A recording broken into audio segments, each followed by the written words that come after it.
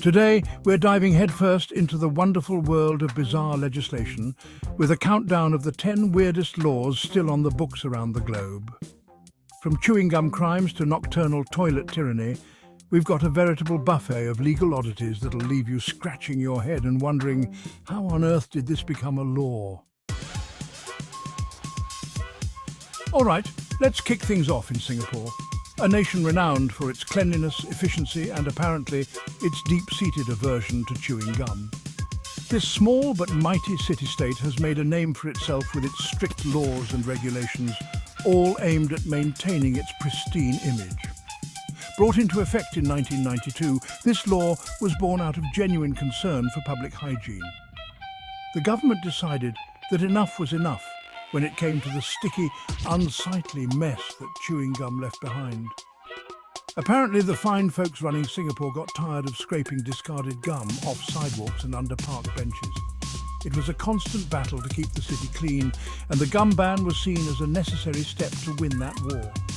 It's a sticky situation, literally. Chewing gum was causing significant damage to public property and creating an eyesore for residents and tourists alike. And before you dismiss this as some draconian measure, it seems to have worked a treat. The streets of Singapore are now famously spotless, a testament to the effectiveness of the ban.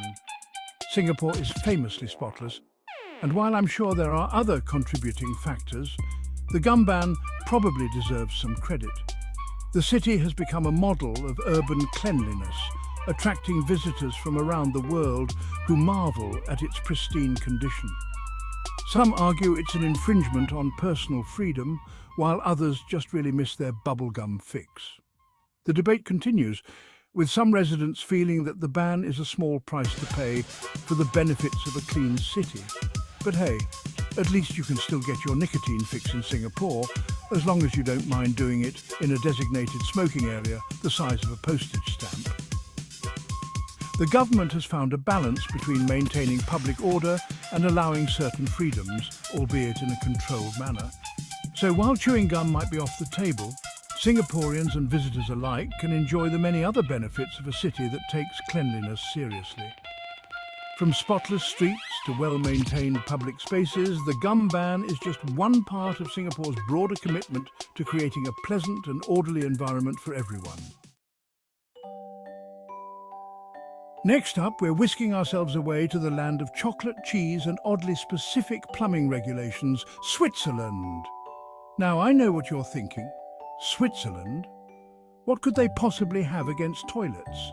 Well, dear viewers, it's not the toilets themselves that are the problem. It's what you do with them after a certain hour, specifically after 10 p.m. That's right. In the land of pristine lakes and even more pristine public restrooms, it's illegal to flush your toilet after the clock strikes 10. Apparently, the sound of flushing toilets echoing through apartment buildings late at night was deemed a bridge too far for Swiss sensibilities. Still, you've got to feel for the poor souls who find themselves bursting for a midnight bathroom break. Hold on to your hats, folks, because we're about to delve into the truly bizarre with this next one. Our next stop, Italy, land of pizza, pasta, and laws prohibiting death. You heard that right. In certain towns in Italy, kicking the bucket is strictly verboten.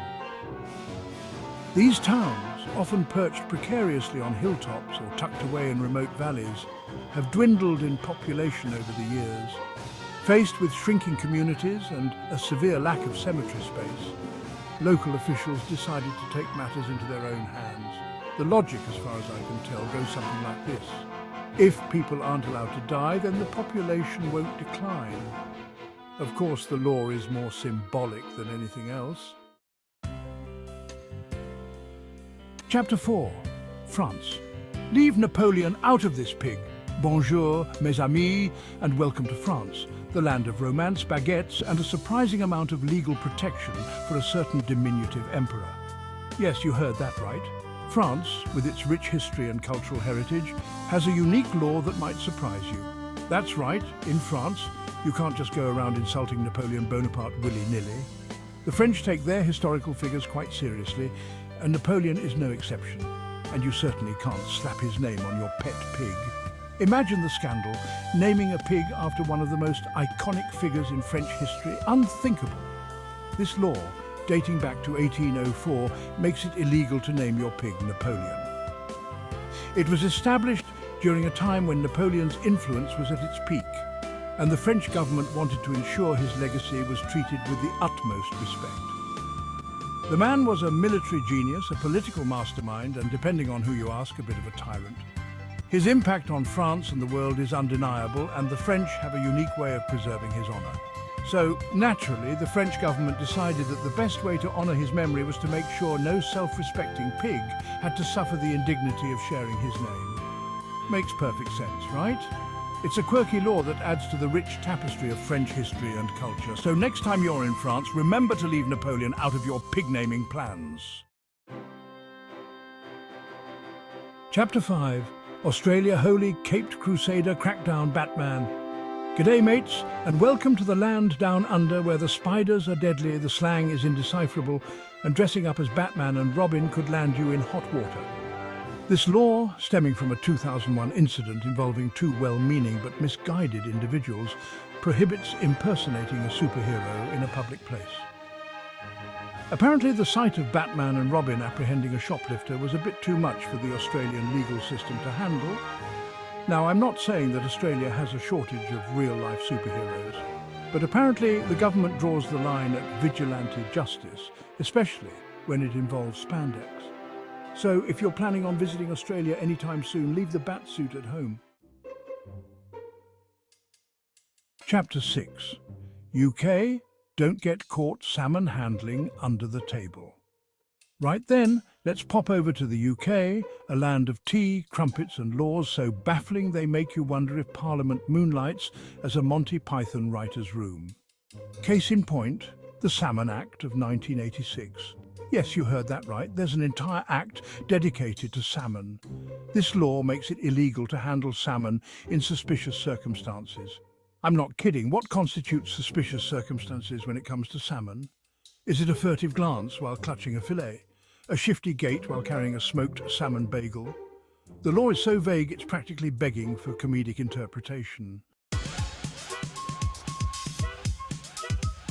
Chapter 7, Konnichiwa, and welcome to Japan, the land of the rising sun, bullet trains, and a government that's really invested in your waistline. Known as the Metabo Law, this piece of legislation, introduced in 2008, essentially sets a maximum waistline for its citizens. Men over 40 and women over 35 must have waistlines measuring less than 33.5 inches and 35.4 inches respectively. It's actually part of a larger effort to combat obesity and promote healthy living. Still, the idea of the government setting a mandatory waistline is a bit, shall we say, unsettling. All right, let's hop on over to Canada, the land of maple syrup politeness and a surprisingly strict stance on loose change.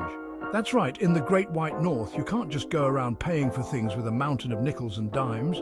According to the Currency Act, there's a legal tender limit for how many coins you can use in a single transaction. For example, you can only pay with up to $25 in loonies, $1 coins, and $10 in other denominations. The law is there for practical reasons.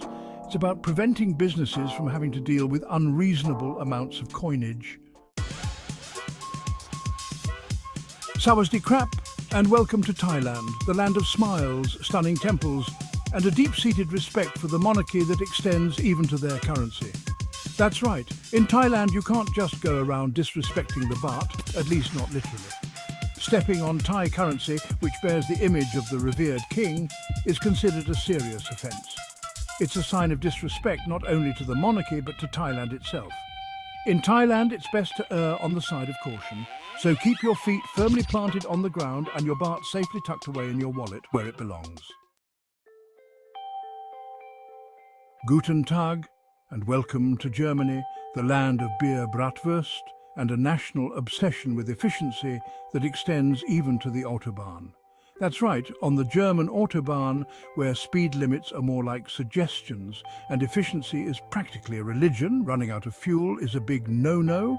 It's not just about being a responsible driver, It's about maintaining the smooth flow of traffic. Running out of fuel on the Autobahn is like showing up late to a meeting with Angela Merkel while wearing lederhosen and a novelty beer hat. It's not just embarrassing, it's downright unacceptable. Now, I'm not saying the Autobahn police will pull you over for having a low fuel light, but if you're caught strolling along the shoulder, jerry can in hand, looking for a gas station, be prepared to face the consequences. Not only will you get a fine, but you'll also disrupt the flow of one of the world's most efficient roadways. So always make sure your tank is full before hitting the Autobahn. It's a small price to pay for the privilege of driving on such an iconic highway. After all, the Autobahn isn't just a road, it's a symbol of German engineering and efficiency, and running out of fuel, well, that's just not part of the plan. Well, there you have it, folks. 10 of the weirdest laws from around the globe that prove truth is often stranger than fiction. Thanks for watching. Which law did you find the weirdest? Let us know in the comments below. And remember, if you're ever planning an international trip, maybe give the local laws a quick once-over. Don't forget to like, share and subscribe for more fascinating content.